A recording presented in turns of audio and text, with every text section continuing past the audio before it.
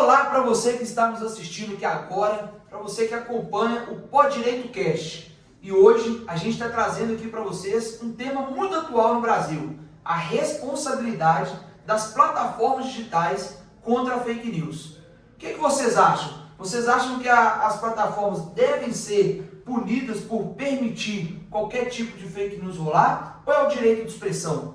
Nós trouxemos aqui hoje uma doutora que vai trazer para a gente a letra da lei. O que é a lei, o que o ordenamento jurídico fala sobre isso. Nós vamos trazer aqui um caso que aconteceu em uma faculdade em Belo Horizonte, Minas Gerais, onde duas alunas, em uma conversa de WhatsApp, sem querer, sem maldade, disseminaram um assunto que era uma fake news e isso trouxe uma repercussão e sérios problemas. Está aqui a diretora que logo mais vai falar sobre isso para a gente e uma outra aluna que acompanhou e acreditou nessa fake news e, infelizmente, houve sanções sobre isso.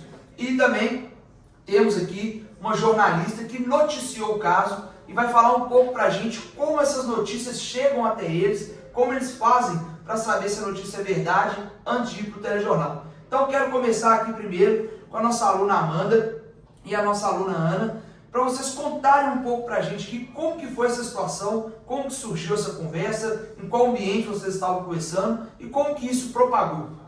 Então, a gente estava conversando pelo WhatsApp mesmo, sobre a faculdade, e eu falei para a Ana que quem atingisse 80% de falta não precisaria de pagar o valor integral da mensalidade, teria um desconto por não ter usado a estrutura. Foi uma brincadeira entre amigas. Foi uma piada, eu nunca imaginei que ela iria acreditar e que tomaria, de certa forma, a proporção que acabou tomando pela faculdade. Achei que era uma coisa que ela ia só ouvir e achar que era uma brincadeira mesmo. Mas isso acabou repercutindo, ela comentou com outros amigos, que foi parar em outros grupos e virou uma mensagem assim, super espalhada pela faculdade.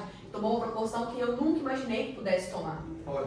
Ana, conta pra gente, você entendeu que era uma brincadeira e brincou com outros alunos ou você acreditou na sua amiga? Como foi isso pra você? No início eu acreditei e fui enviando as mensagens sem ter pensado que era uma brincadeira. Eu falei assim, não, pode ser verdade. Então eu fui mandando pros grupos, achando que era verdade. Entre amigos também, e assim a notícia foi correndo pra lá. E Anne, conta pra gente, você que nem era da turma delas, não era amiga e acreditou nessa notícia que chegou até você, e me parece que eles fizeram até um comunicado, já chegou como um comunicado do presidente da turma. Conta isso pra gente, como foi essa repercussão na faculdade? Eu recebi a mensagem também por telefone, eu acreditei porque eles fizeram, né? Até um flyer distribuíram na sala. Olha. E eu acabei distribuindo também para outras pessoas e acabei que eu também fui... Sofreu as sanções disso, né? Olha para vocês verem o que é uma conversa que vai se espalhando e é o que a gente chama hoje de fake news. Isso é muito importante a gente saber que as nossas falas têm consequências, principalmente no ordenamento jurídico. Por isso a gente está aqui hoje com a doutora Tainara, para poder contar um pouco para a gente sobre o que o nosso ordenamento jurídico hoje fala sobre as fake news. Bom dia a todos. Bom dia. Eu vou falar principalmente no caso da responsabilidade civil, né? Nesse caso, ela falou que foi uma brincadeira e tomou essa proporção toda. Hoje em dia, o ordenamento jurídico brasileiro, a responsabilidade civil, ela é regida principalmente pelos artigos 186 e 927 do Código Civil, onde o 186 fala que aquele que por ação ou omissão voluntária, negligência ou imprudência, violar direito ou causar dano a outrem, ainda que exclusivamente moral, comete ato ilícito. E 927 traz pra gente que aquele que por ato ilícito causar dano a outrem fica obrigado a reparar. No caso, desse caso específico, verificar primeiramente a fonte ser correta, procurar, né, a instituição, ver se realmente a fonte é verdadeira. Isso, correto. E a gente também traz aqui o Marco Civil da Internet, né, que dizia que as plataformas só respondiam se não cumprisse ordem judicial, pelo artigo 19. Mas agora, em 2025, o Supremo Tribunal Federal mudou e declarou esse artigo parcialmente inconstitucional e reforçou que as plataformas têm o dever de agir no combate às fake news. Excelente. Esse é um tema muito atual, né, gente? A gente vê hoje as pessoas saem disseminando ódio pela rede social, vê um comentário, já conta uma história do que ela interpreta, que ela nem sabe de onde que surgiu, para onde que vai. Isso é muito importante principalmente na faculdade hoje, onde aconteceu esse caso. Então eu queria ouvir um pouco aqui da nossa diretora, o que você presenciou, qual que foi a atitude da faculdade frente a essa fake news, quais foram as sanções, fala um pouco pra gente. Assim, a faculdade ela foi pega de surpresa, porque nunca havia acontecido algo nessa proporção e situação, né? E aí, como nós começamos a ver que o fluxo de alunos foi diminuindo, a gente foi atrás para investigar o que estava acontecendo, e aí vimos que estava acontecendo essa fake news, né? Que caso o aluno voltasse 80% da sua grade né, de aula, ele estaria sendo abonado das mensalidades. Pelo fato de que, como eles não estavam usando as dependências da faculdade, não haveria a necessidade de pagar. Tem um desconto em cima disso. Isso. Então, com isso, né, a gente foi atrás de quem soltou essa fake news.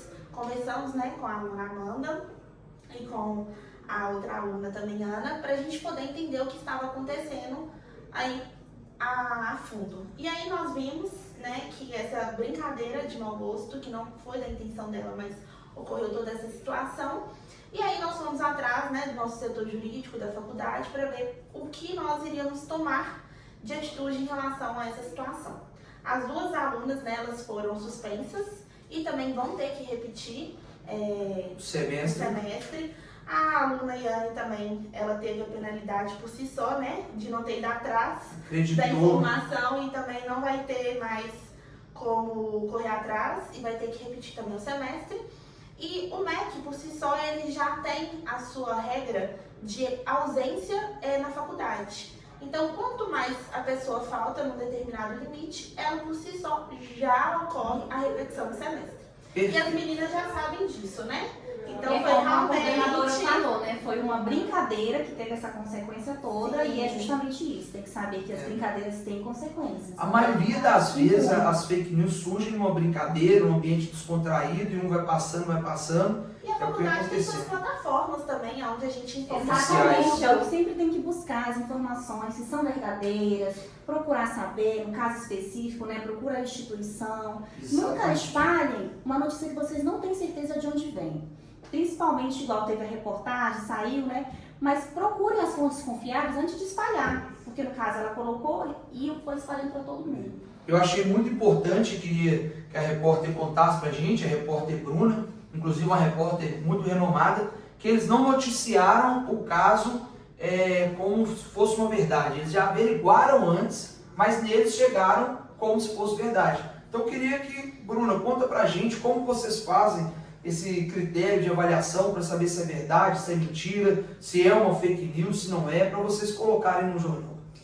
Todo mundo compreende que a faculdade em si tem regras de uso de conduta interna. Isso, de conduta interna. Então, nós primeiros, como a notícia ela foi tão absurda, nós primeiro fomos até a diretoria da faculdade para poder verificar a veracidade das informações que foi, sim, propagada pela faculdade mesmo, como que ocorreu, como foi tão convincente, assim, que os outros alunos se deixaram se levar por essa mentira. Mesmo que não foi de intencional, foi um prejuízo, assim, muito grande. Sim. Na carreira dos futuros aí, né, dos alunos. Demais.